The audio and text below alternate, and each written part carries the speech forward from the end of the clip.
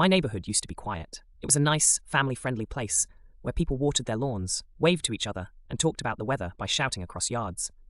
It was the kind of place where people knew their mail carrier by name, and kids rode their bikes until dinner.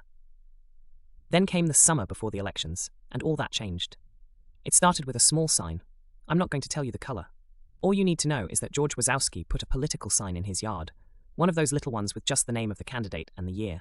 A few days later, his neighbour, Lindy Merry, put up a sign too, but his was for a different candidate. It was the season, and before long, more signs appeared.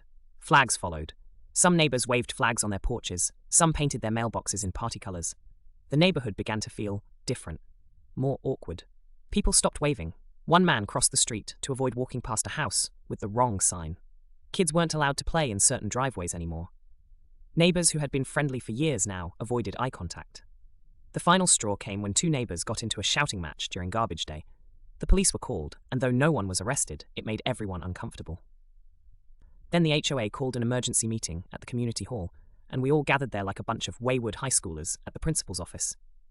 Mrs. Alvarez, the head of the committee, stood up and cleared her throat. "We need to talk about the signs," she said. When she opened the floor to arguments, everyone had something to say.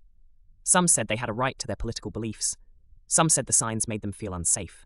But we all came to the same conclusion. We used to have a really friendly neighbourhood, and we all missed it. A woman in the back stood up. "My kids used to play at 3 different houses. Now they only go to one. That's not right." Others nodded. "I've lived here 30 years, said Mr. Kim. "We've been through storms and power cuts together. Nobody cared who voted for who then. We just helped each other." After more discussion, the group agreed. Signs and flags were dividing the neighbourhood. They weren't solving anything. They weren't changing anyone's mind.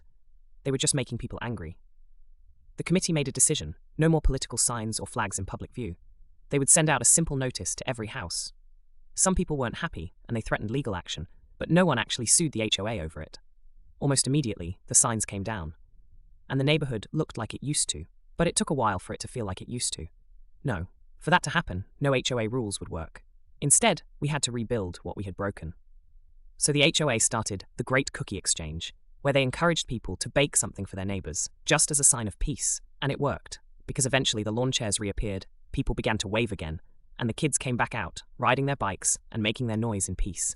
The elections came and went. We all voted, at least I expect that we did, and we all experienced the highs and lows of the economy together.